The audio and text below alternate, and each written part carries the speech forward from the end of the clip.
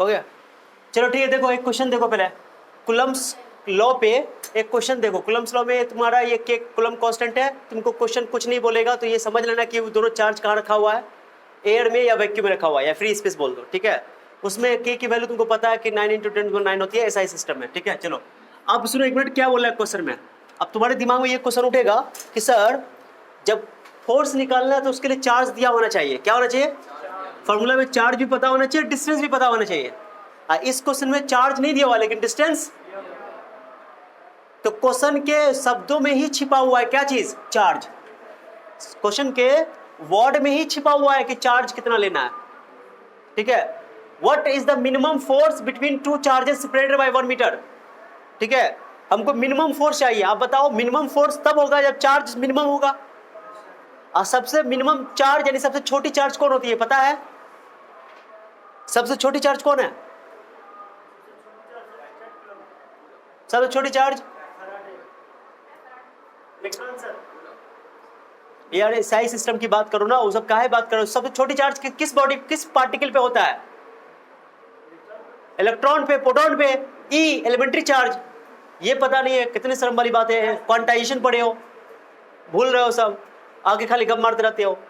ई जो चार्ज, ई elementary charge, इसको fundamental charge बोलते हैं, वही सबसे स्मॉलेस्ट चार्ज है, उससे छोटी चार्ज पॉसिबल नहीं है। हम लोग वही पढ़ते हैं इलेक्ट्रोस्टैट में। तो एलिमेंट्री चार्ज जिसका वैल्यू होता है 1.6 × 10⁻⁻19 coulomb, so e is the smallest charge, okay. E क्या है, क्या है ई क्या है, एलिमेंट्री चार्ज बोलते हैं या फंडामेंटल चार्ज बोलते हैं या बेसिक यूनिट ऑफ चार्ज बोलते हैं, सब चीज से में, यानी कि सबसे छोटी चार्ज यही है, इससे छोटी चार्ज पॉसिबल नहीं है, ओके। ई नॉट इलेक्ट्रॉन नहीं है, इलेक्ट्रॉन नहीं है, इसको बोलते हैं चार्ज ऑन इलेक्ट्रॉन या चार्ज ऑन प्रोटॉन, उसका मैग्नीट्यूड है। क्लियर हो गया, प्रोटॉन का प्लस लेते हैं, इलेक्ट्रॉन माइनस लेते हैं, लेकिन ई ही से लिखा जाता है। एलिमेंट्री चार्ज है, कौन चार्ज है बताओ, एलिमेंट्री चार्ज मतलब सबसे छोटी चार्ज, स्मॉलेस्ट चार्ज, या बेसिक यूनिट ऑफ चार्ज भी बोल देते हैं, फंडामेंटल चार्ज भी बोल देते हैं, ये याद नहीं है। अब बताओ अगर एक ही लोगे तो एक इलेक्ट्रॉन निकलेगा तो उसमें प्लस ही चार्ज आएगा, 2 इलेक्ट्रॉन निकलेगा प्लस 2 ही चार्ज आएगा। कॉमन सेंस लगाने का तो सबसे छोटी चार्ज कौन होगी तुम्हारे पास, ई हो गई, तो ई ले लो। तो अब मिनिमम चार्ज होगा तब तो फोर्स मिनिमम होगा, तो यानी कि यहाँ पर भी एक चार्ज रखना पड़ेगा ई, ओके, एक चार्ज ई है, यहाँ पर भी एक चार्ज रखना पड़ेगा ई। और डिस्टेंस दोनों के बीच का कितना है 1 मीटर, ओके, कितना। अब ये दोनों चार्ज इलेक्ट्रॉन है कि प्रोटॉन है मुझे पता नहीं है, खत्म करो बात को, खाली एक ही चार्ज रखना पड़ेगा। आर का वैल्यू कितना है, हमको मैग्नीट्यूड अभी लेना है, क्या लेना है बाबू, तो आर का वैल्यू कितना दे दिया है 1 ही, क्योंकि एसआई सिस्टम में हमको सारा काम करना है, ओके। आपको वजह वाला सर 1 स्टैट कूलम जो है वो सबसे छोटी यूनिट चार्ज की है, ठीक है, सही बात है, स्टैट कूलम चार्ज की सबसे छोटी यूनिट है। हम बात कर रहे हैं किस पार्टिकल पे चार्ज सबसे छोटा होता है, एसआई सिस्टम में ई से छोटा चार्ज पॉसिबल नहीं है, बताओ। वो यूनिट सिस्टम है, यहाँ कहाँ चार्ज की बात हो रही है, दोनों में फर्क है, बताओ तो क्या होगा फॉर्मूला, तो Q1 का वैल्यू कितना हो गया, Q2 का वैल्यू क्या हो गया ई, दोनों का मैग्नीट्यूड सेम ही। अब फॉर्मूला लगाओ क्या होता है K Q1 Q2 bye are square. कितना आसान क्वेश्चन देखे, K ई रख दो बाय आर स्क्वायर, आर का वैल्यू कितना रखोगे 1 का स्क्वायर, आंसर कितना हो गया K स्क्वायर। अगर तुम चाहते हो इसको सॉल्व करना, सॉल्व कर लो, K का वैल्यू रख दो 9 × 10⁹ एयर में मान लो, कि क्वेश्चन में नहीं बोला तो एयर मान के चलेंगे हम लोग, ये रख दो। और ई का वैल्यू तुमको 1.6 पता है, कैलकुलेशन करके निकाल सकते हो, कोई दिक्कत नहीं है। ऑप्शन में K में भी छोड़ा जा सकता है, ऑप्शन में K भी रहता है कभी कभी, या ऐसे रहेगा 1/4 पाई, ऐसे भी कुछ छोड़ सकते हो क्वेश्चन में 4 पाई, ये भी आंसर चलेगा और ये भी आंसर चलेगा। और अगर न्यूमेरिकल सॉल्व करना तो K का वैल्यू बोलता है कितना होता है 9 × 10⁻9 होता है ना, होता है। उसके बाद क्या करो, ई का वैल्यू करो 1.6 × 10⁻19 होल स्क्वायर करते इसको, सॉल्व कर लो। अब इसको हो गया 9 × 10⁻9 1.6 × 1.6 16 का स्क्वायर 256, 200 मैं डायरेक्टली कर रहा हूँ 2 × बहुत आसान क्वेश्चन है ये, 1.6 × 10⁻19 10⁻19 दो बार लिख दिया, हाँ। और ये 1.6 दो बार 10⁻19 -19 दो बार, क्यों स्क्वायर है, किलो हो गया, कुछ भी नहीं है। अब बताओ 9 1.6 कितना बोला मैंने 2.56, 16 का स्क्वायर 256, और ये बताओ 19 38 में 9 घटा दो, 10 का पावर -9 हो गया, सही है। 38 में -29 करेक्ट है। अब कैलकुलेशन कर लो, 9 छक्के 54, 9 बजे 45, 45 और 5 50, 9 दूना 18, 18 5 23, नीचे दिख रहा है क्या? हो गया, आंसर आ गया 2.304। 10 का पावर 1 बढ़ेगा, प्लस 1 ना, लेफ्ट खिसकाते हैं, डेसिमल को खिसकाना पड़ेगा ना, तो 10 का पावर 1 और इंटू 10 का पावर -28 कर दे क्या, प्लस 1 -28, इतना न्यूटन फोर्स लगेगा। ओके, मिनिमम फोर्स यही पॉसिबल है। So what is the minimum force between the charges? This is the minimum force between the charges. Minimum force तब होगा जब चार्ज मिनिमम होगा, क्योंकि डिस्टेंस तो फिक्स कर दिया ना। अरे समझ नहीं, ये कैलकुलेशन कुछ नहीं, एग्जाम में कहाँ पर छोड़ा हुआ है, कई बार एग्जाम में कहाँ तक पूछा हुआ है, ये के ई स्क्वायर खत्म कहानी, तुम्हारा ये तक काम बन गया। मैंने कैलकुलेशन करके तुमको बता दिया था, आंसर आया। गलती करना ना हुआ यहाँ पे, चेक कर लो कहीं पे भी गलती हुआ। कैलकुलेशन बहुत इजी है, कुछ भी नहीं है। तो मिनिमम डिस्टेंस तो फिक्स कर दिया। अगर कुछ समय बोल देता what is the minimum force between the charges, okay, separated by 2 metre, कितना मीटर? 2 मीटर दे दिया, कितना मीटर दे दिया? तो 2 लोग, लेकिन मिनिमम चार्ज बोला, यानी कि तुमको मिनिमम फोर्स बोला, यानी कि चार्ज भी तुमको मिनिमम होना चाहिए। अब मिनिमम चार्ज में ये लोगे, ई लोगे, ई लोगे, क्या लोगे? ई और ई, माने क्यू का वैल्यू, Q1 का वैल्यू ई, Q2 का value E, because E is the smallest charge, इसलिए। क्या आप क्लियर हुआ? डिस्टेंस कुछ भी बोल सकता है, ओके, मैटर नहीं करता है। अब मैंने इसको कैलकुलेशन वाइज करके तुमको दिखा दिया। आंसर यहाँ भी चूज सकते हो और आंसर यहाँ भी चूज सकते हो, और ये कैलकुलेशन वाइज हो गया। मैंने क्वेश्चन में बोला सर ये तो नहीं बोलना था कि एयर में है कि आप ले लिया, नहीं बोलेगा, कुछ नहीं बोला, मीडियम मेंशन नहीं किया है, समझ आ रहा है कि एयर है। एयर के लिए के का वैल्यू कितना है? 9 × 10⁹ ओके, कोई दिक्कत, कोई डाउट? हो गया आंसर कंप्लीट, मैंने पूरा कंप्लीट कर दिया। ये कैसे हो गया ये समझे। यहाँ पे ये डेसिमल को हम लोग क्या करते हैं, साइंटिफिक नोटेशन में आंसर लिखते हैं। साइंटिफिक नोटेशन में ये आंसर यहाँ पे 1 और 10 के बीच में आना चाहिए, याद है ना। तो ये 23 है, इसको 1 डेसिमल खिसकाओगे, 10 का पावर +1 लेना पड़ेगा, +1 का -29 कितना हो जाएगा? -28 बचेगा।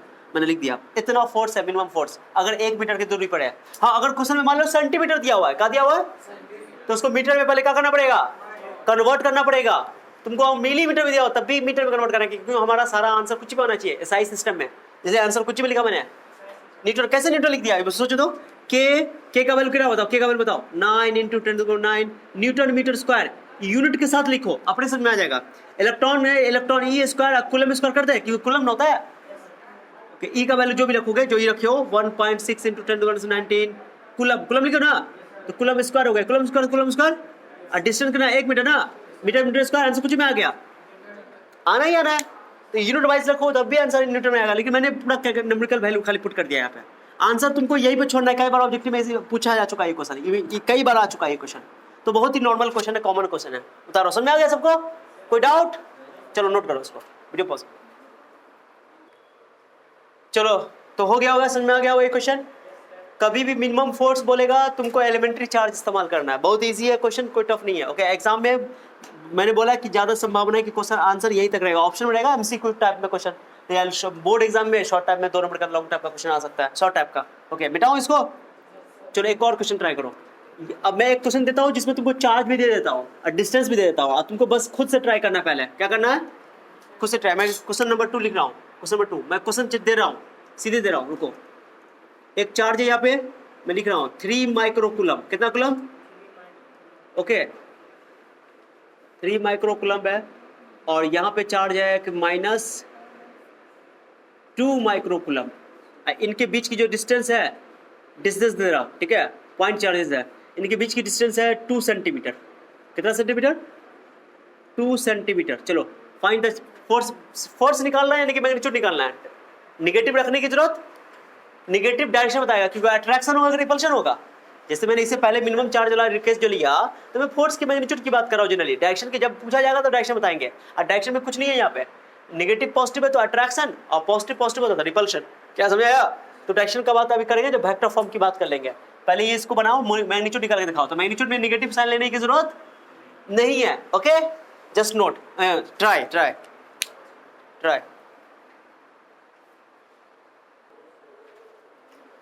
चलो देखो, इतना इजी न्यूमेरिकल है, तुम लोग को नहीं बना। मैंने पहले ही बोला था कि नेगेटिव से हमको कोई मतलब नहीं है, मैग्नीट्यूड की बात कर रहे हैं तो नेगेटिव पॉजिटिव नहीं देखना है, पॉजिटिव लेना है मैग्नीट्यूड। ओके, मैग्नीट्यूड वाइज तुम चाहो तो इसको अच्छा से चार्ज को ऐसे लिख सकते हो, मोड लगा के, क्या लगा के लिख सकते हो, मोड। इसलिए मैंने फॉर्मूला में बताया था कि हमको साइन से अभी मतलब नहीं है, मैग्नीट्यूड निकाल रहा हूँ मैं। पहले बताओ, क्वेश्चन में दिया हुआ है चार्ज दिया हुआ है 3 माइक्रो कूलम, तो इसको माइक्रो कूलम को पहले कूलम में चेंज कर लो, क्योंकि अपना सारा काम ऐसा यूनिट में होना चाहिए। किसमें होना चाहिए? तो मैंने माइक्रो का मतलब जानते हो 10 टू द पावर -6 होता है, 3 × 10 टू द पावर -6 को कूलम में लिखा। मैंने क्या जिस टाइम चार्ज के बारे में बता रहा था मैं उस समय नहीं लिखा था ऐसा बात, milli coulomb, micro coulomb, nano coulomb लिखा था, नहीं लिखा देता, कहता है न्यूमेरिकल में काम आएगा ये सब। ओके, और 2 माइक्रो कूलम है, 2 का power -6 × 10 to the power -6 coulomb. 2 centimetre, centi मतलब क्या होता है? सेंटी मतलब 10 टू द पावर -2, सेंटी मतलब क्या होता है? हाँ, प्रीफिक्स है ये, ऐसा ही प्रीफिक्स है। तो 10 to the power -2 metre. Okay, आप फॉर्मूला क्या पढ़ो, K Q1 Q2 bye R²। अब K का वैल्यू तो मैंने बताया था कि क्वेश्चन में अगर मेंशन नहीं है कि चार्ज कहाँ रखा हुआ है, तो मीडियम अंडरस्टूड है कि एयर मीडियम होगा, एयर या वैक्यूम या फ्री स्पेस। ओके, तो उसके लिए K की वैल्यू 9 ले लेंगे, कुछ में उसमें कोई प्रॉब्लम नहीं है। अब दो एक चीज मैं बताओ, जब भी न्यूमेरिकल बनाओ ना बोर्ड एग्जाम में भी, तो यूनिट को मेंशन करते हुए चलो, यूनिट मेंशन करते हुए चलोगे तो तुम्हारा आंसर परफेक्टली यूनिट में आएगा। ओके, अब तुमको पता है कि फोर्स की साइन न्यूटन होती है, न्यूटन में ही आंसर आया है। 9वीं यूनिट लिखोगे तो कोई दिक्कत नहीं है, लेकिन लिख कर चलो। तो देखो K की वैल्यू क्या होती है, K की value 9 × 10 to the 9 newton metre square पर कूलम स्क्वायर। उसके बाद Q1 की value 3 × 10 to the power -6 coulomb, Q2 की value 2 × 10 to the power -6 coulomb, और डिस्टेंस कितना दिया हुआ है 2 × 10 to the power -2 metre. Centi मतलब 2 -2 होता है, पता है ना, ये सब नहीं आएगा तो बहुत प्रॉब्लम वाली बात है। ओके, न्यूमेरिकल बनने में दिक्कत होगी। उसके बाद बताओ, अब बताओ 10 का पावर 9 नहीं 3 या 2 है, 9 3 2 3 टू द 6 -6 क्या हो जाएगा -12। तो ये माने -12 में, ये -12 में 9 ऐड होगा, -12 में 9 ऐड होगा तो -3 बचेगा। -3 नीचे देखो, 2 का स्क्वायर 4, 10 2 दूना 4 -4 -4 पड़ जाएगा तो +4, +4 में 3 क्या कितना बचेगा, 1 ही बचेगा। वैसे भी तुम -3 में से -4 घटाओगे तो +4 हो जाएगा, नीचे से -4 पड़ जाएगा तो +4 हो जाएगा, +4 है -3 कितना हो जाएगा +1। कैसे समझ रहा है? हो गया, कुछ भी नहीं है, तो ये +1। अब बताओ, ये 2 दूना 4 से काट देता, 2 3 6, ये 2 27 9 27 27/2, 10 से काट दो 5 10, कितना हो जाएगा ये 135 मीटर। समझ रहे हो? हाँ, कुछ भी नहीं है, बहुत इजी क्वेश्चन है। तो मैंने एक सिंपल क्वेश्चन तुम लोग को दिया, डिस्टेंस हो सकता है मिलीमीटर में दे दे, तो मिलीमीटर के हिसाब से हम लोग बदल लेंगे मीटर में। अपना काम मीटर में होना चाहिए, किसमें होना चाहिए, यानी SI यूनिट में होना चाहिए, SI सिस्टम में होना चाहिए। ओके, क्या पॉइंट क्लियर? तो डिस्टेंस मीटर में, चार्ज कूलम में, माइक्रो कूलम में दिया था, हाँ ऑलरेडी और कूलम में दिया था तो अच्छी बात थी, बदलना भी नहीं पड़ता। जनरली कभी भी ऐसा नहीं होता है, न्यूमेरिकल देता है तो कभी कभी चेंज कर देता है वो, SI सिस्टम में नहीं देता है। ओके, समझ, बहुत इजी नहीं है। अरे हो गया, कोई डाउट है? किसी को डाउट है? कोई बोलो कोई डाउट है, वो सिंपल कैलकुलेशन ही है। ओके, मैं मिटा रहा हूँ। अच्छा, K के बदले को बचा सर ये फॉर्मूला हमने लिखा है, हम सबको ये वाला फॉर्मूला इस्तेमाल लगा, कोई दिक्कत नहीं। 1/4 पे एप्सिलॉन नॉट भी लिखोगे तो उसकी जगह आंसर में तुमको वैल्यू कितना लिखना पड़ेगा, 9 × 10 टू द पावर 9 ही तो पुट करना पड़ेगा ना, ऑब्वियस है। तो मैं क्वेश्चन नंबर 2 कर दिया हूँ, तीसरा क्वेश्चन करो। चलो तीसरा मिटा रहा हूँ मैं इसको, कुछ भी नहीं है इसमें, बहुत आसान क्वेश्चन है। मैं तीसरा क्वेश्चन कर रहा हूँ। तीसरा में बहुत इंपॉर्टेंट बात बताने वाला मैं, अच्छा देखो। ओके, अब ये और न्यूमेरिकल वाला क्वेश्चन सब बनेगा जब हम लोग कुछ थ्योरी और पढ़ेंगे, प्रिंसिपल ऑफ सुपरपोजिशन से पढ़ेंगे। तो क्वेश्चन तीसरा देखो, अब मैं क्या कर रहा हूं, मैं आप तुमको एक चीज बताऊंगा कि इलेक्ट्रोस्टैटिक फोर्स और ग्रेविटेशनल फोर्स में कंपैरिजन कर रहा हूं। क्या कर रहा हूं, एक चीज समझना, मैं तुमसे पूछूंगा। देखो, अगर मैं इसको छोड़ू कहां गिरेगा, नीचे गिरता हुआ, पता चल रहा है ना। और इसमें और हमारे बीच में क्या है बताओ, इस मास में और हमारे मास में क्या हो रहा है, अट्रैक्शन हो रहा है। लेकिन अट्रैक्शन वीक हमारे और इसके बीच में वीक है कि स्ट्रांग है, वीक है, इसलिए अट्रैक्ट हम नहीं कर पा रहे हैं इसको। क्या समझ आ रहा है? मेरे सामने भी बहुत सारा सामान रखा हुआ, हम किसी को अट्रैक्ट नहीं कर पा रहे हैं। लेकिन हम बोले थे कि ग्रेविटेशनल फोर्स का विजुअलाइजेशन तब होता है जब एक मास मैसिव हो, एक मास छोटा हो बड़ा हो उससे मतलब नहीं है, एक मास का मैसिव होना, बड़ा होना जरूरी है, तब जाके ग्रेविटेशनल फोर्स फील होता है। ओके, विजुअलाइज होता है आसानी से। लेकिन इलेक्ट्रोस्टैटिक फोर्स तुमको यकीन नहीं होगा, उससे करोड़ों गुना अरबों गुना स्ट्रांग है। किससे? ग्रेविटेशनल फोर्स से। अभी तुमको प्रूफ करके बताते कैसे, ध्यान देना अच्छा से, इंपॉर्टेंट है। और जो मैं बता रहा हूं कि जिस वजह से मैं लिख पा रहा हूं, क्या हो रहा, लिख पा रहा हूं, ये भी इलेक्ट्रोस्टैटिक फोर्स ऑफ अट्रैक्शन है। लिखने की वजह से घर्षण हो रहा है ना, वहां पे चार चार्ज के बीच फोर्स लग रहा है, ये दीवार पे माने कि बोर्ड पे चिपक गया मार्कर का इंक, मार्कर का इंक चिपका, ये जानते हो क्यों? जबकि मार्कर का इंक कितना छोटा पार्टिकल है, कुछ समझ रहे हो? अब वो इससे चिपक गया इतना छोटा मास से, तो चार्ज की वजह से हो रहा है, ये इलेक्ट्रोस्टैटिक फोर्स ऑफ अट्रैक्शन की वजह से हो रहा है, इलेक्ट्रोस्टैटिक फोर्स की वजह से हो रहा है। ओके, तो ये इतना स्ट्रॉन्ग है कि देखो इसके पार्टिकल चिपक गया जाकर के, समझ रहे हो? तो ये बहुत स्ट्रॉन्ग फोर्स है, फील होगा, अभी चिंता नहीं करो। अभी हम लोग क्या करेंगे इस टॉपिक में, इलेक्ट्रोस्टैटिक फोर्स और ग्रेविटेशनल फोर्स में कंपैरिजन भी करेंगे, दोनों में डिफरेंस भी देखेंगे और दोनों में सिमिलरिटी भी देखेंगे कि दोनों में सिमिलरिटी क्या है और डिफरेंस भी क्या है। ओके, सो चिंता नहीं करो, पहले क्वेश्चन देखो। क्वेश्चन नंबर 3 मैं क्या कर रहा हूं कि क्वेश्चन में तुमको न्यूमेरिकल करवा रहा हूं कंपैरिजन के तौर पे कि एक इलेक्ट्रॉन है, क्या बताओ, एक इलेक्ट्रॉन और एक प्रोटॉन। ओके, इलेक्ट्रॉन और प्रोटॉन, एक इलेक्ट्रॉन और एक प्रोटॉन, उनके बीच की दूरी कुछ ना कुछ होगी। तुम लोग जानते हो कि इलेक्ट्रॉन प्रोटॉन के बीच सबसे छोटा एटम कौन है? हाइड्रोजन का। और न्यूक्लियस, इलेक्ट्रॉन जो घूमता है सेल के अंदर, सेल और न्यूक्लियस के बीच की दूरी जो करीब करीब कितनी होती है पता है ना तुमको? 10⁻⁻15। एटम का साइज ही मान लो ना, ये होता है कि 10⁻10 होता है। एटम का साइज 10⁻10 होता है। कितना होता है? एटम। न्यूक्लियस का साइज 10⁻15 होता है, बहुत छोटा होता है। मैंने बोला 1 लाख गुना छोटा होता है कौन? न्यूक्लियस। बताया था ना? तो ये न्यूक्लियस का साइज है, ये एटम का साइज है, ये हाइड्रोजन एटम के लिए। किसके लिए? हाँ, तो हम लोग इसको ले लेते हैं। तो मैं तुमको अभी बताता हूँ कैसे हम लोग कंपैरिजन करेंगे दोनों के बीच में, ठीक है? तो डिस्टेंस की कोई बात ही नहीं है, डिस्टेंस का कोई टेंशन नहीं है। मैं क्या कर लेता हूँ, इलेक्ट्रॉन, एक इलेक्ट्रॉन, एक बताओ, इलेक्ट्रॉन का चार्ज होता है नेगेटिव चार्ज, प्रोटॉन का होता है, इलेक्ट्रॉन का चार्ज क्या होता है? -e। क्या? प्रोटॉन का चार्ज क्या होता है? इलेक्ट्रॉन का मास होता है, मास बताओ कितना होता है इलेक्ट्रॉन का? 9.1 × 10⁻31 kg। दिख रहा है जी उसमें? और प्रोटॉन का मास कितना होता है? 1.67 × 10⁻28 kg, 27 kg होता है। किलो गया? ओके, इतना होता है ये मास, मैं बता दे रहा हूं, ठीक है? चलो, अब मैं क्या कर रहा हूं कि दोनों के बीच में मान लो डिस्टेंस आ रहा है, कुछ तो डिस्टेंस होगा कोई भी एटम का, कोई दिक्कत नहीं। हम लोग क्या करते हैं, पहले ग्रेविटेशनल फोर्स निकालते हैं, क्या निकालते हैं? फिर इलेक्ट्रोस्टैटिक फोर्स निकालते हैं, दोनों को कंपैरिजन करते हैं। क्या करते हैं?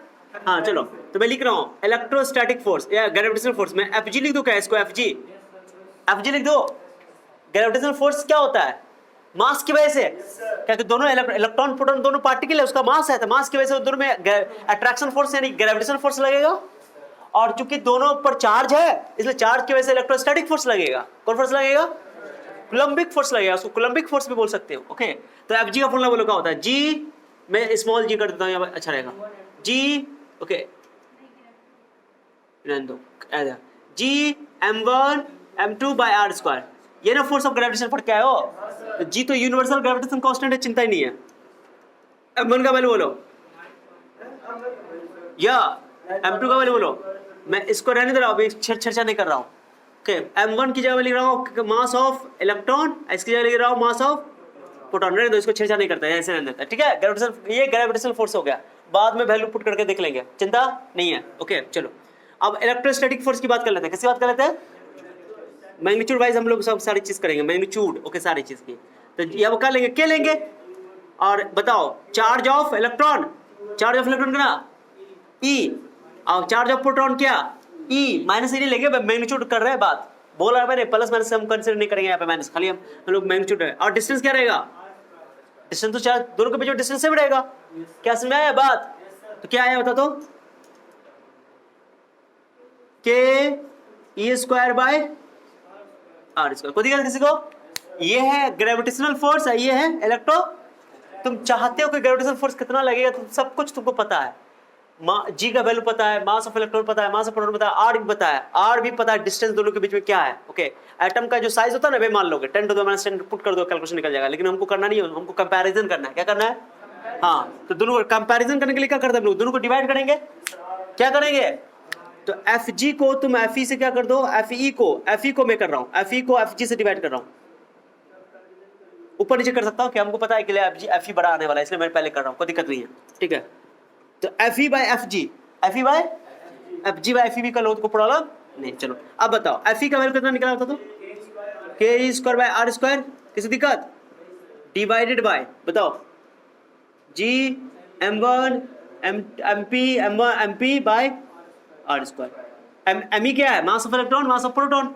ई दोनों जगह का लिए, इलेक्ट्रॉन का मास चार्ज भी ई होता है, प्रोटॉन का चार्ज भी, बस खाली नेचर का फर्क है, प्लस माइनस का फर्क है। बताओ आर स्क्वायर क्या हो जाएगा, क्या बचेगा,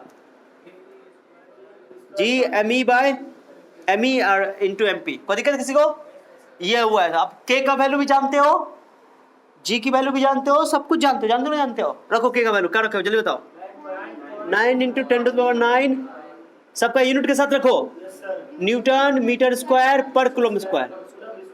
वैसे यूनिट नो भी रखो तो क्या ये तो कटना ही है, हमको रेशियो हमको कंपैरिजन करना है, यूनिट को छोड़िए, तो कंपैरिजन करना है। क्या करना है बच्चा, कंपैरिजन करना है। क्या करना है, लो करिए देता, तुम भी क्या कहोगे, न्यूटन मीटर स्क्वायर पर कूलम स्क्वायर, तो कटना ही है, वो कटना है 100%। ई क्या है तुम्हारा चार्ज है ना, 1.6 इंटू 10⁻⁻19 कूलम का स्क्वायर कर दें, किसी दिक्कत, नीचे बताओ जी का वैल्यू बोलो, जी का वैल्यू याद है कि नहीं है, 6.67, कोई बोला 0 पॉइंट, न्यूटन मीटर स्क्वायर पर किलोग्राम स्क्वायर, याद है कि नहीं है। और इसका बोलो मास ऑफ इलेक्ट्रॉन, बोलो मास ऑफ इलेक्ट्रॉन 10⁻31 kg। देख कर डर लग रहा होगा, घबराहट हो रही है, कोई घबराहट नहीं करना, हम कैलकुलेशन करेंगे नहीं करेंगे। देखो एक सांस में लिख देंगे आंसर, 1.67 10⁻27 kg। कोई दिक्कत किसी को, घबराहट नहीं हो रहा है, इतना बड़का बड़का देख करके सर एकदम घबराहट हो रहा होगा, दिल धक धक कर रहा होगा। कुछ नहीं करना है, KG KG KG KG KG square cut गया, कूलम स्क्वायर कूलम का स्क्वायर या कूलम स्क्वायर कट गया, मीटर मीटर स्क्वायर ऊपर में यूनिट से तो कटना ही है, यूनिट लेस आना है कि रेशियो निकाल रहे हैं हम, कोई डाउट। और ये फोर्स ये भी है, फोर्स ये भी है, तो दो फोर्स है तो दोनों का ऐसा यूनिट, तो न्यूटन आना है, न्यूटन ऊपर भी न्यूटन ऊपर, तो कटना ही तो है, तो यूनिट लेस है। नंबर की बात कर लेते हैं, तो ये वैल्यू करीब करीब कितना आएगा, कुछ नहीं करना, चुपचाप चुपचाप, किसी बताने की जरूरत नहीं है। 2.4 इंटू 10⁻39 कितना आएगा, कितना जल्दी बताओ, 2.4 इंटू 10⁻39 इतना आएगा। ओके अब सर कैसे कर दिया, बोलो कैसे कर दिया, हम नहीं बताएंगे, क्यों बताएंगे हम, कैलकुलेशन नहीं करना है, इंपॉर्टेंट नहीं है। ओके वैसे भी सोचो 39 का आइडिया लगा लो थोड़ा सा। ओके 9 है, 19 -38 तो हुआ, अरे -38 हुआ, बोलिए -38 है, तो -38 सर को 19 में -38 में -29 बचेगा, -38 में 9 गया तो -29 तो आइडिया ले लो, तुमको समझ में आ जाएगा। अब बताओ -11 -31 -37 जोड़ो सबको, -58 -58 -11 कितना हुआ, -59 नीचे से ऊपर जाएगा तो क्या हो जाएगा, -69 69। ओके -69 + 69 हो जाएगा, कितना हो जाएगा, कितना बचा, अब ये लग रहा है 40 बच रहा है ना, प्लस 40। अरे भुतला ना रहे हो, ये निगेटिव नीचे है ना, ऊपर जाएगा तो पॉजिटिव हो जाएगा ना, तो -27 -31 -58 हुआ, -58 -11 -69 हुआ, -69 ऊपर जाएगा तो +69। अब पहले से ऊपर में -29 हो चुका था, तो +69 अब +29 कितना होगा, 29 का तो 40 बचेगा, 40 तो लगी रहेगा, 40 है पावर में, 39 के करीब आ ही रहेगा। अब बाकी कैलकुलेशन सब हो करके 2.4 बचा, तुमको कैलकुलेशन करना नहीं है। यहाँ मुद्दा ये है कि सोचो कितना इंपॉर्टेंट बात बताने वाला हूं, नीचे जगह क्या बाबू, हाँ तो देखो Fe/Fg मैंने लिखा, Fe/Fg का वैल्यू आया 2 पॉइंट करीब करीब, अप्रॉक्स है ये वैल्यू, अप्रॉक्स, एग्जैक्टली नहीं ये बोल सकते, अप्रॉक्स। इतना बड़ा वैल्यू में तुमको क्या फर्क है यार, समुद्र में से एक गिलास पानी निकाल लो, क्या फर्क पड़ेगा उसको, किलो हो गया। ये तुमको रेशियो याद रखना है, रेशियो पूछ देता है, कभी कभी पूछ देता है कि ऑर्डर बोलेगा कि एक इलेक्ट्रॉन एक प्रोटॉन के बीच में ग्रेविटेशनल फोर्स इलेक्ट्रोस्टैटिक फोर्स के बीच का रेशियो जो है किस ऑर्डर का होगा, 10⁻39 10 ऐसे लिखा ऑप्शन रहेगा, 39 भी नहीं रहता, 10⁻40 रहेगा, मान लो 10⁻40 रहेगा, 10⁻50 रहेगा, 10⁻60 रहेगा, तो तुमको याद रहेगा वो 40 है, 40 ऑर्डर का है, कौन ऑर्डर का है, ये ऐसे क्वेश्चन पूछा जाता है। ओके और इसको तुम ऐसे भी बोल सकते हो, तो यहाँ से ऐसे इसको ऐसे भी लिख सकते हो, अरे क्रॉस कर दो ना, ग्रेविटेशन क्रॉस करो, Fe 2.4 इंटू 10⁻39 Fg, सही है गलत है, कोई दिक्कत इसलिए बताओ, क्या समझ में आया कि इलेक्ट्रोस्टैटिक फोर्स ग्रेविटेशनल फोर्स का इतना टाइम्स है, कितना टाइम्स है, नहीं काम चलेगा, इतना टाइम्स है, ऐसे बोलो, जैसे खा के नहीं, मम्मी खाने को नहीं दी है, बताओ कब बोलोगे, इतना टाइम 10⁻39 सोच रहे हो, कितना बड़ा नंबर सोच रहे हो, तुम इमेजिन कर सकते हो 2.10 का पावर 39। मैंने बोला ना कि इलेक्ट्रोस्टैटिक फोर्स ग्रेविटेशनल फोर्स का लाखों अरबों खरबों गुना स्ट्रांग है। क्या बोला मैंने, फिर बोलो, लाखों अरबों खरबों गुना स्ट्रांग है। ठीक है, मैं 3 शब्द नहीं बोला हूं, एक ही शब्द बोला हूं। लाखों अरबों खरबों नहीं बोलते हैं कि 1000 करोड़ बोलते हैं ऐसे करके, वही है, लाखों अरबों खरबों गुना स्ट्रांग है। समझो, इसलिए नहीं अरब नहीं बोल रहा हूं, खरब भी नहीं बोल रहा, अरबों खरबों बोल रहा हूं, इसलिए बोल रहा हूं। समझे कि नहीं? कि तब समझो पुलल वर्ड को, भावनाओं को समझो। तो electrostatic force is much much stronger than gravitational force. सोच रहे हो? तो दो इलेक्ट्रॉन और दो प्रोटॉन के बीच में, जो इलेक्ट्रॉन जो डांस कर रहा है प्रोटॉन के बीच में, वो डांस क्यों कर रहा है? ओके, वो ग्रेविटेशनल फोर्स की वजह से नहीं बंधा हुआ है, बल्कि वो इलेक्ट्रोस्टैटिक फोर्स की वजह से बंधा हुआ है। ओके, इसलिए इलेक्ट्रॉन चिचियाता नहीं है। आप समझा? हाँ, यही है, इसको बोलते हैं इलेक्ट्रोस्टैटिक फोर्स। अंदरूनी ताकत है, माँ का ममता, वो अंदरूनी ताकत, उसको इलेक्ट्रोस्टैटिक फोर्स ऑफ अट्रैक्शन बोल सकते हो। वो स्ट्रॉन्ग फोर्स है। क्या समझ आ गया? ये तो मैंने इलेक्ट्रॉन और प्रोटॉन की बात की। अगर दोनों इलेक्ट्रॉन की बात करना हो, दोनों प्रोटॉन की बात करना हो, तो क्या होगा उसकी भी बात कर लेते हैं। ऑर्डर यही रहता है, करीब करीब ऑर्डर रहता ही रहता है। 10 का पावर 39 आया ना इसका, कितना आया? ये एनसीईआरटी में दिया हुआ क्वेश्चन, मैं मजाक करके नहीं पढ़ा रहा हूँ, एनसीईआरटी का टू द पॉइंट पढ़ा रहा हूँ। एनसीईआरटी का एग्जांपल भी मिलेगा तुमको ये। ओके, और मैं इलेक्ट्रॉन न्यूट्रॉन के बीच में बात कर लेता हूँ, प्रोटॉन प्रोटॉन के बीच की भी बात कर लेता हूँ। अभी किसकी बात किया हूँ? इलेक्ट्रॉन और, हाँ, एक में 10⁻36 आता है, एक में 10⁻42 आता है, बस ये ऑर्डर है। ऐसे निकल जाएगा। क्या हो गया? मैंने ऑर्डर कह सकते हो कि इलेक्ट्रॉन इलेक्ट्रॉन या प्रोटॉन प्रोटॉन या इलेक्ट्रॉन प्रोटॉन के बीच में जो इलेक्ट्रोस्टैटिक फोर्स और ग्रेविटेशनल फोर्स का जो रेशियो आता है ना, वो किस रेशियो का होता है? 10⁻40 ऑर्डर का होता है। किस ऑर्डर का होता है? ऐसे बोल सकते हो। क्या बुझ में आ रहा है? अरे बुझ में आ रहा है, बुझ में मतलब बुझा रहा है बात, बस ये इंपॉर्टेंट है। नोट करो इसको, कोई कैलकुलेशन नहीं करना मुझे, नोट करो। चलो, ये हो गया। देखो एग्जाम में कैसे पूछ सकता है ये, तुमको वैल्यू तुमको ऑर्डर वाइज याद रखना है। इस एग्जाम्पल को करने के बाद तुमको कैलकुलेशन नहीं करना है। ये चला इस एग्जाम्पल से, ये पता चला तुमको कि electrostatic force is much much stronger than gravitational force. ठीक है, ये याद रखना है बात को। इस एग्जाम्पल से पता चला।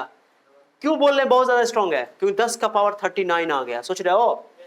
तो एक तो ऑब्जेक्टिव आ सकता है कि तुमको पूछेगा कि इलेक्ट्रोस्टैटिक फोर्स यानी इलेक्ट्रिक फोर्स और ग्रेविटेशनल फोर्स के रेशियो में 10 का पावर कितना आता है? 39, 40 इस ऑर्डर का होता है। ऑर्डर दे देगा तुमको पूछने के लिए। एक क्वेश्चन ये बनेगा, या कई बार ऑब्जेक्टिव में ये पूछ देगा, ये K E square by G M E by M P. तो बहुत आसान है, मैंने लिखकर तुम्हारे सामने लिखकर दिखाया। अब देखो, एक इलेक्ट्रॉन एक प्रोटॉन की बात हो रही है यहाँ। कब बोलोगे?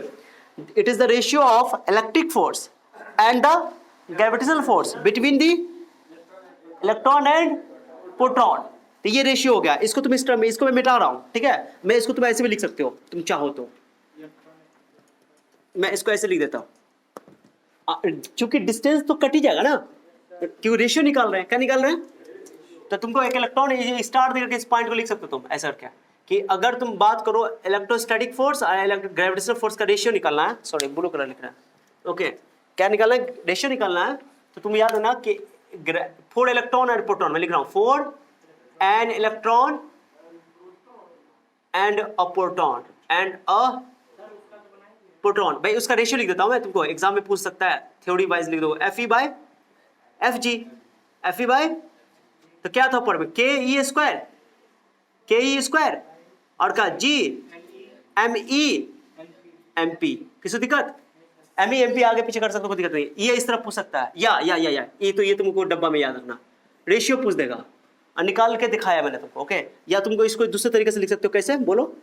Fe बाय Fg, और तुम के को लिख दो 1/4 पाई एप्सिलॉन नॉट, लिख सकते हो ना? तो ये किताब में आंसर में दिया हुआ है 4 पाई एप्सिलॉन नॉट। बोलो, epsilon naught G M P M E, यहाँ एनसीईआरटी में लिखा हुआ है। तो ये ऑब्जेक्टिव में आ सकता है, 2 नंबर में आ सकता है, जो भी बोलो ऑब्जेक्टिव में सीधे पूछ देगा रेशियो। ये तरीका हो गया। और यहीं पे तुमको बोलेगा, स्टार्ट देकर मैं लिख रहा हूँ, बोलेगा 4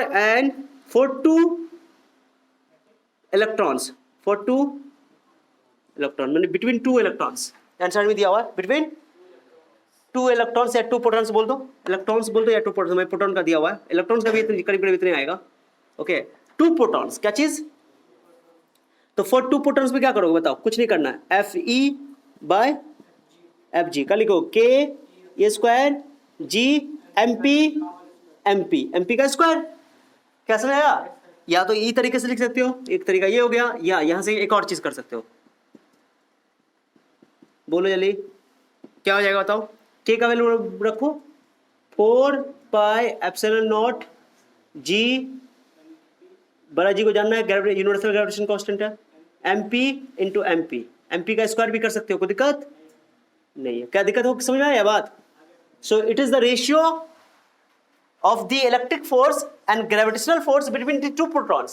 It is the ratio of electric force and gravitational force between the one electron and a proton. An electron and a proton. Okay, एक proton एक electron के बीच में electrostatic force, electrostatic force बोलो या electric force बोल दो, काम चल जाएगा। coulombic force, electrostatic force, electric force या coulombic force, तीनों चीज क्या है? सेम ही है। क्यों? चार्जेस के बीच में जो फोर्स लगेगा उसको इलेक्ट्रिक फोर्स भी बोल सकते हैं, इलेक्ट्रोस्टैटिक फोर्स भी बोल सकते हैं, और coulombic फोर्स भी बोल सकते हैं, क्योंकि कूलम्ब्स लॉ के हिसाब से हम लोग बात करते हैं। क्लियर हो गया? चलो ये लिख लो इसको एक जगह स्टार देकर के अच्छा सा एग्जाम के लिए। ओके, फिगर भी बना लेना। क्या करना बताओ? फिगर भी बना लेना। यहाँ पर मैं लिख देता हूँ इलेक्ट्रॉन, क्या लिख देता हूँ? यहाँ लिख देता हूँ प्रोटॉन। ये फिगर बना लेना। यहाँ पर इसका फिगर क्या बनाओगे? इसका दोनों प्रोटॉन ना, तो प्रोटॉन लिख देता हूँ, प्रोटॉन लिख देता हूँ। दोनों के बीच का जो भी डिस्टेंस हो, डिस्टेंस की बातें नहीं करेंगे। चलो डिस्टेंस r है या कुछ भी डिस्टेंस, लिख लो इसको, रेशियो लिख दो, काम आएगा। चलो लिख लो बाबू, इसको वीडियो पॉज कर दो तब बेटा हो गया जी। देखो ये मैंने बोल दिया कि एक इलेक्ट्रॉन एक प्रोटॉन का इलेक्ट्रिक फोर्स और ग्रेविटेशनल फोर्स के बीच का रेशियो है। इसको ऐसे भी लिख सकते हो, के की जगह 1/4 पे एप्सिलॉन नॉट करके ऐसे लिख सकते हो, और उसका वैल्यू कितना आया था 2.4 × 10⁻39। और दो प्रोटॉन की अगर बात करते हैं तो दो प्रोटॉन का वैल्यू खाली मास ऑफ प्रोटॉन हो जाता है, सेम ही रहता है, 4 पे एप्सिलॉन नॉट लिख देंगे के बदले में। और इनका जो रेशियो आता है वैल्यू वाइज न्यूमेरिकली 10⁻36 आता है इसमें, 1.3 × 10⁻36। ये दोनों डेटा एनसीईआरटी दे रखा है, इसलिए मैंने तुमको बता दिया, ठीक है। इसमें 10⁻39 आता है, इसमें 10⁻36 आता है। क्लियर हो गया? बस इतना याद रखना और कुछ नहीं, ये सब वैल्यू तुमको अपने आप याद आएगा। सो these are the ratio between the electrostatic force and gravitational force. Okay, तो इसको मिटाओ, एक और न्यूमेरिकल करते हैं लास्ट, इसके बाद आगे बढ़ेंगे। मिटा रहा मैं इसको। ओके, एक बढ़िया क्वेश्चन लिख रहा हूं मैं, वीडियो पॉज करो बाबू। ये देखो, ये क्वेश्चन देखो, ये क्वेश्चन बहुत अच्छा क्वेश्चन है। ओके देखो, इसमें एक टर्म लिख दिया है मैक्सिमम फोर्स। अभी तक हम लोग पढ़े से पहला एग्जांपल जो मैंने किया था उसमें मिनिमम फोर्स बोल दिया था, इसमें क्या है? तो मिनिमम फोर्स के लिए मिनिमम चार्ज होना चाहिए, मैक्सिमम फोर्स के लिए मैक्सिमम चार्ज होना चाहिए। अब मैक्सिमम चार्ज मुझे पता ही नहीं कौन सा बड़ा चार्ज होगा, है ना। तो मैक्सिमम का कंसेप्ट जब भी आता है ना, तो यहाँ पर कैलकुलस का एंट्री हो जाता है। किसका एंट्री हो जाता है? कैलकुलस का एंट्री होता है। अब कैलकुलस की एंट्री क्या है बताता हूँ मैं तुमको। पहले क्वेश्चन देखो, एक चार्ज को दो पार्ट करना है। कितना पार्ट करना है? एक ही चार्ज को, जैसे मान लो 20 कूलम चार्ज है, अब 20 कूलम को दो पार्ट करना हो तो कैसे करोगे? 10-10 करोगे। 10-10 करोगे, जरूरी है। 5-10 भी कर सकते हो, 15-5 भी कर सकते हो, 15-5, 12-8 कर सकते हो, 20 कूलम। अगर मेरे पास 20 कूलम चार्ज है, इसका दो पार्ट करना होगा तो क्या करोगे? 12 कूलम एंड 8 कूलम कर सकते हो। कोई बच्चा सर 10 कूलम कर दिए, कोई बच्चा चाहेगा तो इसको 15-5 कर सकता है। क्या समझ आ रहा है? कोई दो पार्ट किया जा सकता है ना, लेकिन कौन सा पार्ट होगा मुझे पता नहीं ना, तो हम क्या करते हैं यहाँ पे एज्यूम कर लेते हैं कि इसका एक पार्ट मान लेते हैं x, क्या मान लेते हैं, और दूसरा पार्ट क्या मान लेते हैं, y। क्या सही है? चलो y भी मान लोगे तो प्रॉब्लम नहीं है, तो दोनों को जोड़ के q के बराबर होना चाहिए ना। जल्दी बोलो, x + y = क्या हो जाएगा? q। तो y को अकेला करो तो क्या हो जाएगा?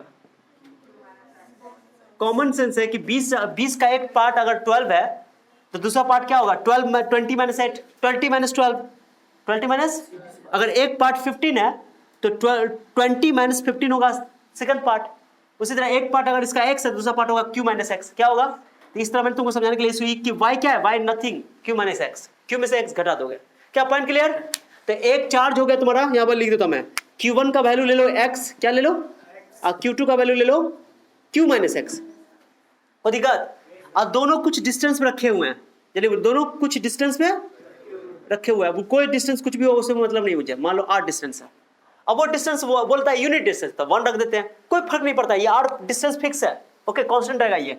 ओके, अब बताओ मुझे फोर्स का फॉर्मूला क्या पड़े हो? k, बोलो k, q1 q2 by r square. k को k रहने दो, r डिस्टेंस है, डिस्टेंस तो कांस्टेंट रहेगा, चेंज होगा नहीं, वैसे रहेगा। q1 का वैल्यू बोलो x, q2 का वैल्यू बोलो q - x अंदर गुना कर दो, अंदर गुना करो। ओके क्लियर हो गया क्वेश्चन। और यहाँ पे चेंज ये मैंने के बढ़ाएंगे आगे, कुछ निकालना क्या, वो चार्ज पता करना है। क्या निकालना है? Find the charge. मैं लिखूंगा आगे। तो देखो क्यू से अंदर गुना कर दो, तो इसको मल्टीप्लाई कर दो, तो इसको Q x minus x square.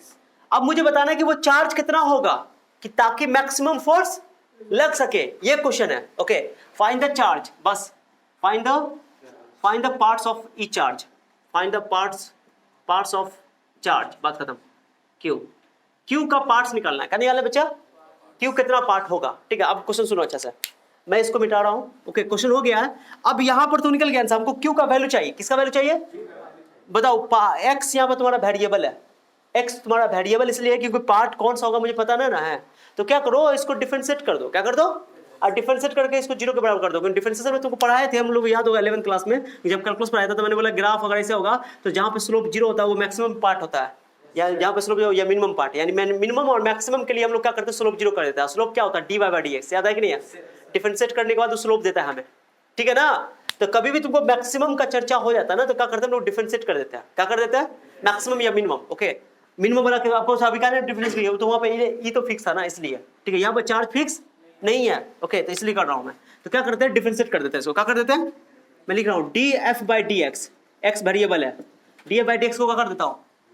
पहले d F by D x निकाल लो, जीरो के बराबर बाद में कर लेंगे। रुको पहले निकालो। कैसे निकालोगे?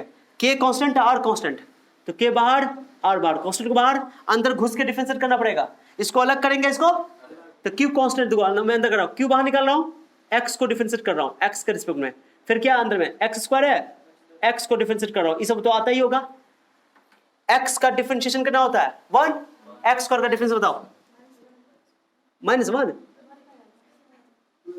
कोई बताएगा? 2x होता है, उसमें क्या है? इतना 11th पढ़ के आए हो पूरा, फिर भी तुम लोगों को नहीं आता है पूरा बेसिक में। एक्स का डिफरेंशियल 1, एक्स का कितना होगा डिफरेंशियल? 2x होगा। पता है ना? नहीं पता है तो देखो यहाँ पे मैंने बता दिया, x के पावर n का फॉर्मूला क्या होता है? n into X to the power n-1। इसी दिन के लिए मैंने 11th में पढ़ाया था, दोबारा पढ़ाया था मैंने इसी दिन के लिए, और दोबारा पेपर पढ़ाया, दोबारा नहीं पढ़ाया मैंने। कितना कई बार क्लास में तो मैंने रिवीजन करवाया था। अब याद आया? ठीक है, कोई दिक्कत? आप बताओ कैसे हुआ? यहाँ पे x का 1 है तो 1 तो ऐसे x का डिफरेंशिएशन 1 होता है, कोई दिक्कत नहीं। 2 मल्टीप्लाई मिलो, एक पावर क्या कर दो? माइनस कर दो, तो रो खत्म कर दो, हो गया तुम्हारा। क्या बचा बताओ? k by R square q minus 2x। अब बताओ फोर, मैं लिख रहा हूँ फॉर मैक्सिमम और मिनिमम, फॉर मैक्सिमम ने बोला है क्वेश्चन में, या मिनिमम बोले या मैक्सिमम बोले, उसका स्लोप क्या होना चाहिए? 0। दिख रहा है क्या नीचे बाबू? दिख रहा है? अब तो मुझे कहीं और जाना पड़ेगा, इधर ऊपर मिटा दो उसको, मैं उसको मिटा रहा हूं। ओके वो जरूर लिख लेना बच्चा। हाँ यस यस यस, मैथमेटिक्स में। ओके तो देखो D F by D X equal to 0 हो गया। अब बताओ इसको D F by D X क्या क्या क्या आंसर है बताओ? K by R square Q minus 2x। कोई बच्चा ना पूछेगा सर 0 क्यों कर दिए हैं? जब भी मैक्सिमम बोलेगा मिनिमम बोलेगा तो डिफरेंशिएशन को 0 के बराबर करोगे, बात खत्म। ये रूल है ये। अब वो मैंने 11th में डिटेल से बताया था कि जहां भी स्लोप एक्स एक्स के पैरेलल हो जाता है उसका स्लोप 0 हो जाता है, मतलब लाइन अगर एक्स से पैरेलल हो जाता है या टेंजेंट। ओके तो वहां पे मिनिमम पॉइंट पे ही होता है ऐसा, और मैक्सिमम पॉइंट पे ही ऐसा होता है, ठीक है ना? इसलिए चलो अब वैल्यू रख दो यहाँ पे। ये तो कांस्टेंट है, कुआं में गिरा दे क्या? कुआं में गिरा दे क्या? तो क्यू का वैल्यू क्या हो जाएगा बताओ? 2x। हमको x का वैल्यू चाहिए, x का वैल्यू क्या आया? q/2। एक पार्ट इसका q/2 आया, तो दूसरा पार्ट भी क्या आएगा? क्योंकि दूसरा पार्ट क्या था तुम्हारा? तो दूसरा पार्ट क्या था तुम्हारा? y क्या था? y क्या था? q माइनस x था। x का वैल्यू q/2 रखोगे तो आंसर कितना हो जाएगा? q/2 आएगा। तो both part should be q/2 and q/2। Okay क्या समझा? यानी कि अगर एक चार्ज को 2 टुकड़ा करना है, क्या बोला मैंने? बोलो एक चार्ज को 2 पार्ट करना है तो दोनों को आधा आधा करेंगे ना, तब जाकर के मैक्सिमम फोर्स फील होगा। माने ज्यादा फोर्स कब लगेगा? जब दोनों चार्ज आधा आधा होगा, बराबर बराबर में। ओके ये तुमको डिफरेंस से बात समझ में आया? बहुत इंपॉर्टेंट है कि नहीं है? तो this is very very good question. Okay just you note. अब कोई डाउट है तो पूछो, बताता हूं। तो देखो कुछ नहीं है इसमें। हो गया, समझ में आ गया क्या? क्वेश्चन में बोल रहा था कि चार्ज निकालना है, कि वो चार्ज का जो तो ऑन ऑफ चार्ज का दो पार्ट जो कर रहे हैं ना, चार्ज का कितना पार्ट कर रहा है, दो पार्ट। इस तरह दो पार्ट करो ताकि दोनों के बीच में जो इलेक्ट्रोस्टैटिक फोर्स आए ना वो क्या है, मैक्सिमम आए। तो उसके लिए मैंने दो पार्ट कर दिया, उसके बाद उसको डिफरेंशिएट कर दिया। कभी भी मैक्सिमम बोलेगा ना, डिफरेंशिएट करके 0 के बराबर कर दो, वहां से x का वैल्यू निकल गया 0 के बराबर करके, x का वैल्यू q/2, यानी कि q/2 चार्ज होगा ना, तो उनके बीच में maximum electrostatic force of attraction लगेगा। क्या समझ में आ गया क्या, कोई डाउट?